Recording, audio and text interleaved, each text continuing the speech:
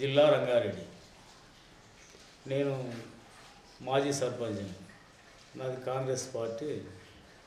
Sir, Congress party అధికారం రాగానే ప్రజాపాలన పెట్టింది, 6 గ్యారెంటీలు ప్రవేశపెట్టింది. దీనిపైన ప్రజల స్పందన ఈ విధంగా ఉంది. సార్, ప్రజల స్పందన అంటే ఒక రైతు బంధుతోటే ప్రజల స్పందన అనేది కొద్దిగా తేడా వచ్చిందల్లా. ఇది మేము కూడా ప్రజలకి ఏం చెప్తున్నామంటే, అమ్మ ఇదివరకు ఉన్న గవర్నమెంటు రాళ్ళకి వేసింది, గుట్టలకి వేసింది, వేంచర్లకి వేసింది, ప్రతి ఒక్క 100 ఎకరాలు ఉన్నాయకి వేసింది, 200 ఎకరాలు ఉన్నాయనికి వేసింది, అద్దె దగ్గర ఉన్న ఆయనకి వేసింది. అదే 100 ఎకరాలు ఉన్న ఆయనకు 5 లక్షలు పడితే మనకు 2,000 వచ్చాయి. మరి ఆయన అప్పు మనం కడుతున్నాం. కానీ మేము ప్రతి ఒక్క జనాల్లోకి వెళ్ళి ప్రతి ఒక్క ఓటరు కానీ ప్రతి ఒక్క వ్యక్తికి కానీ చెప్పడం జరుగుతుంది. ఈ రైతు బంధు కంపల్సరీ మినిమం 10 ఎకరాలు కాదు, దున్నే సాగు చేసే భూమికి కంపల్సరీ వేస్తామని రేవంత్ రెడ్డి గారు మొన్న క్యాబినెట్లో చెప్పాడు. ఇప్పుడు కూడా ఈ 26 తారీఖు నుంచి కంపల్సరీ అందరికీ రైతు బంధు వేస్తూ ఉన్నాడు. అదే రైతు బంధు ఎందుకు వేసలేడు, ఈ పథకాలు ఎందుకు వెనుకబడ్డాయంటే కాంగ్రెస్ పార్టీ చెప్పింది కంపల్సరీ నెరవేర్చదండి. రాజశేఖర రెడ్డి గారి పేరులో అన్ని పథకాలు పెట్టి ఆయన అన్ని సద్వినియోగం చేశాడండి. ఇవాళ ఇంజనీర్ చేస్తారంటే రాజశేఖర రెడ్డి ఆ ఫీజు రియంబర్స్మెంట్ పెట్టినందుకే ఇవాళ ప్రతి ఒక్క వ్యక్తి ఇవాళ ఇంజనీరింగ్ చేస్తారండి. మీరు ఒకసారి మీకు కూడా తెలుసండి, ఆ ఫీజు రియంబర్స్మెంట్ కూడా మన రాజశేఖర్ కొన్ని మన అన్నీ డ్యూ చేసిండు, కొన్ని కట్టలేదు కప్పయిండు. ఇప్పుడు మళ్ళా ఫీజు రియంబర్స్మెంట్ ఇవన్నీ అన్నీ చేసుకోవాలంటే కూడా డబ్బు లేక రేవంత్ రెడ్డి వెనుకపోతున్నాడు తప్ప రాజశేఖర్ టైంలోనే రేవంత్ రెడ్డి గారు చేయడానికి చాలా ఉత్సాహం ఉంది. కాబట్టి ఏ పథకమైనా అన్ని పథకాలు కంపల్సరీ నెరవేరుస్తారండి. అందరికీ ఇప్పుడు జనానికి కూడా కాంగ్రెస్ అంటేనే చేస్తుంది అనేది నమ్మకం వెళ్ళిపోయిందండి. సార్, మీరు సర్పంచ్గా ఉండి మీ గ్రామాన్ని ఎలాంటి అభివృద్ధి పదవులు నడిపించారు, ఎలాంటి కార్యక్రమాలు చేపట్టారు? నాకంటే ముందున్న వ్యక్తి కూడా మా కాంగ్రెస్ అండి. నాకంటే ముందు ఉన్న వ్యక్తి కాంగ్రెసే. ఆయన అప్పుడు కొన్ని అభివృద్ధి కార్యక్రమాలు చేసిండు. కొన్ని మిగిలిన సీసీ రోడ్లు కానీ డ్రైనేజ్ కానీ మా జెడ్పీటీసీ సహకారాలతో, మా భూపతి గారు మైపాల్ గారి సహకారాలతో, మళ్ళీ మా సునీత మహేందర్ రెడ్డి గారు జిల్లా పరిషత్ చైర్మన్ ఉండండి, వాళ్ళ సహాయ సహకారాలతోటి మేము 78 లక్షల సీసీ రోడ్లు ఇక్కడ కంపల్సరీ ఇంచుమించు ఒక 75-80% దాకా పూర్తి చేసాము. సార్, మీరు ప్రతిపక్షం నుండి కూడా ఇలాంటి అభివృద్ధి కార్యక్రమాలు ఏ విధంగా మీకు సాధ్యపడ్డాయి సార్? మాకు ఇక్కడ MPP Congress party, ZPTC Congress party అండి. అట్లా మాకు పడ్డది. కానీ ఇక మాకు ఎమ్మెల్యే గారు వాళ్ళు మాకు ఎవ్వరు సహాయ సహకారం ఇవ్వలేదండి. మేము కాంగ్రెస్ కదా, మాకు ఎలాంటి ఎమ్మెల్యే గారు కానీ వీళ్ళు ఎవ్వరు మాకు సహాయ సహకారం ఇవ్వలేదు సార్. అట్లాగనే సార్, గత మాజీ ముఖ్యమంత్రి అయినటువంటి వైఎస్ రాజశేఖర రెడ్డి హయాంలో ఎన్ని ఇందిరమ్మ ఇళ్ళు వచ్చినాయి? ఈ 9 ఏళ్ల పాలనలో ఎన్ని డబుల్ బెడ్రూమ్లు వచ్చినాయి సార్ మీ గ్రామానికి? రాజశేఖర రెడ్డి పాలనలో ఇందిరమ్మ ఇల్లు మా ఊరికి 270 ఇళ్ళు వచ్చాయండి. 10 ఏళ్ల పాలనలో ఒక ఇల్లు కూడా రాలేదు. అట్లాగనే సార్, మీరు మాజీ సర్పంచ్గా ఉండి ఎలాంటి కార్యక్రమాలు చేపట్టారు సార్? అంటే మిషన్ భగీరథ, ఇంటింటికి నల్ల, మిషన్ కాకతీయ, అట్లానే దళితులకు 3 ఎకరాలు, దళిత బంధు, బీసీ బంధు, యాదవులకు గొర్రెల పంపిణీ, ఎన్ని యూనిట్లు జరిగింది సార్? ఒకటి యాదవులకు మాత్రమే గొర్రె పంపిణీ జరిగిందండి. దళిత బంధు అది లాస్ట్ ఎలక్షన్ ముంగలో ఒక్కరికి ఇచ్చారు మా ఊళ్ళో. అంతేగాని బీసీ బంధు లేదు, దళిత బంధు లేదు, మాకు ఎలాంటి రేషన్ కార్డులు లేవు. ఒక్కరి కూడా పెళ్ళి అయ్యి పిల్లలైనా కానీ రేషన్ కార్డు లేవండి. 10 ఏళ్ళ నుంచి ఒక రేషన్ కార్డు ఇవ్వలే. అదేవిధంగా మళ్ళీ మేము మిషన్ భగీరథల అంతకుముందుగా మా ఊళ్ళో వాటర్ బోర్లు ఉండే, ఆ బోర్ల ద్వారా మేము సప్లై చేసేది. ఈ మిషన్ భగీరథ వేసాక మిషన్ భగీరథ ఎవరికి నీళ్ళు సరిగ్గా అందలే. అప్పుడున్నప్పుడు బాగా వచ్చేది, మేము మోటార్ల ద్వారా సప్లై చేసేది, ట్యాంకీలకి ఎక్కి సప్లై చేసేది. ఈ మిషన్ భగీరథ వచ్చాక మిషన్ భగీరథ కొంతమంది ఎక్కువ ఉన్న దగ్గర సరిపోతలేవు, 2 ఉన్న వాళ్ళకే సరిపోతుంది ఆ వాటరు. ఆ మిషన్ భగీరథ ఎవరు అడిగినండి అలానే. అట్లానే సార్, ధరణి పైన ఎలాంటి సమస్యలు మీరు పరిష్కరించారు సార్?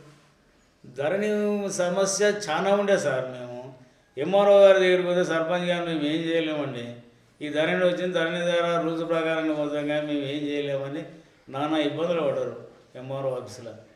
మేము ధరణి వల్లనే చాలా నష్టపోయినామండి.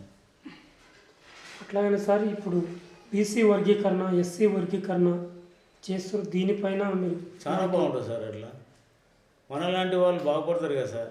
మనలాంటి వాళ్ళు రాజకీయాల్లో కూడా ముందుకెళ్ళే అవకాశం మనకు ఉంటుంది కదా సార్. ఎస్సీలే కానీ, ఎస్టీలే కానీ, బీసీలే కానీ.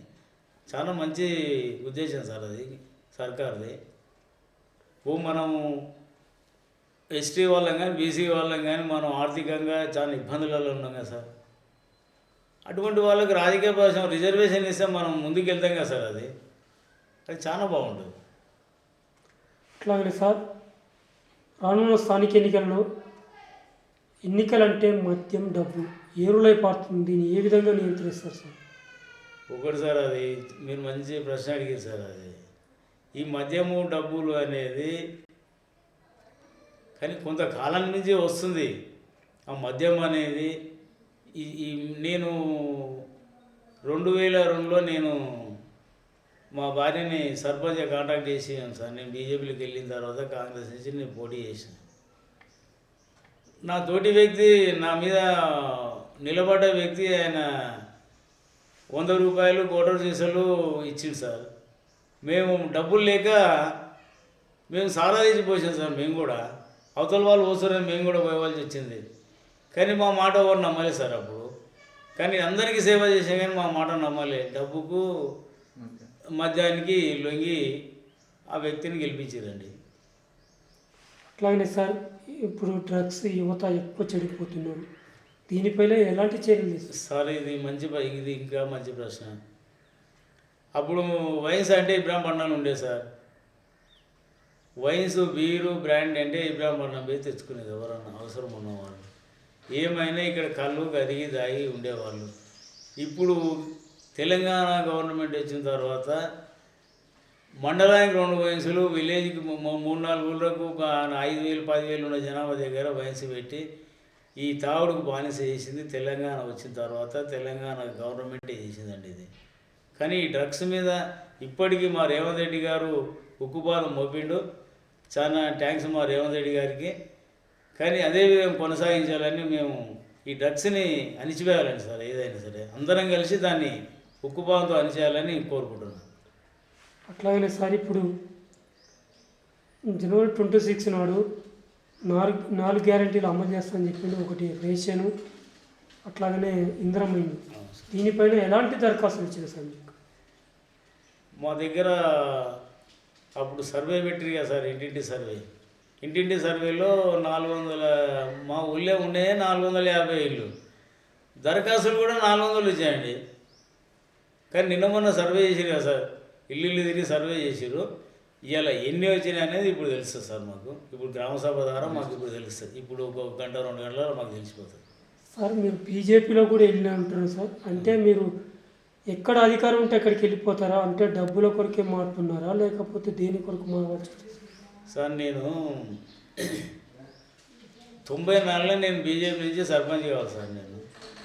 అప్పుడు నేను 93లో ఎన్టీ రామారావు గారు ఈ ప్రాదేశిక ఎలక్షన్లను పెట్టినాడు సార్. మండల పరిషత్ ఎలక్షన్లని, ఎంపీటీసీలని వ్యవస్థ తెచ్చింది రామారావు గారు. అయితే మా ఊరు తరపుగా ఫస్ట్ ఎంపీటీసీని నివాడ పెట్టాలి.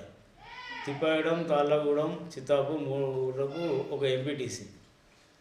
అయితే ఆ ఎంపీటీసీ అప్పుడు మేము అప్పటికి మా పెళ్ళి అయినా మేము పెద్దోళ్ళం అయినా మేము చిన్న పిల్లలం ఎందుకని ఒక పెద్ద మనిషిని తెచ్చి నివాడ పెట్టాము. అప్పుడు మళ్ళీ 94లో ఒక పెద్ద మనిషి కావాలని ఆయన చేసి సర్పంచ్ నివాడ పెట్టినాం.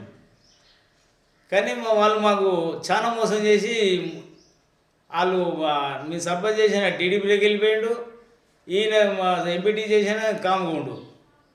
ఇక మేమేం చేస్తాం సార్, మళ్ళీ నాకు ఒక ఆయన పోటీకి వచ్చిండు. ఇక నేను సీనియర్ నీడ 1వ వార్డు నుంచి 4వ వార్డు ఇన్నోమా చేయించాను. నేను నెంబర్ కావాలంటే నెంబర్ అవుతుంటే నేను ఏదంటే అది అవుతుంటే నేను. కానీ నేను అటువంటి దురుద్దేశం పెట్టుకోలేదు. నేను అప్పుడు పార్టీ బీజేపీలోకి వెళ్ళి కాంగ్రెస్లోకి వెళ్ళేటప్పుడు ఇక్కడ మన స్టేట్లో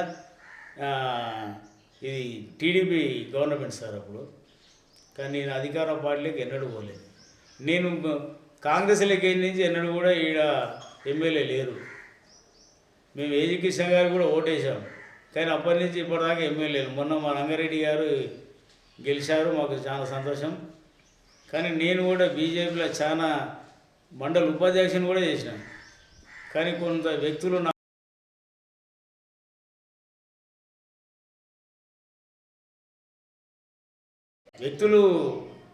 నాకు వ్యతిరేకం అంతే.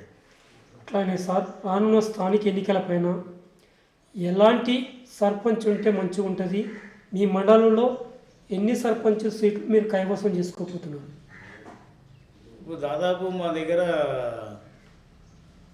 23 ఉంటాయి సార్. మాకు 23 ఇట్లా మేము కంపల్సరీ మెజార్టీ గెలుస్తామండి. అధిష్టానం గుర్తించి మిమ్మల్ని సర్పంచ్కి అవకాశం ఇస్తే మీరు చేస్తారా? చేస్తే ఎలాంటి అభివృద్ధి కార్యక్రమాలు చేస్తారు? ఒకటి సార్, ఇప్పుడు మొన్న నన్ను నమ్ముకొని నన్ను సర్పంచ్ చేసేసారు కొంతమంది. వాళ్ళు కూడా లీడర్లే. బీసీ వస్తే ఒకరు, జనరల్ వస్తే ఒకరు. వాళ్ళు కాదన్నప్పుడు నేను ముందుకెళ్తాను సార్. వాళ్ళ సహాయ సహకారం ఉంటేనే నేను రేపు మళ్ళీ సర్పంచ్ వాళ్ళందరూ కోఆపరేషన్ చేసి నిలబడమంటే నిలబడతాను, కానీ వాళ్ళని కాదని నేను చేయలేను సార్. అది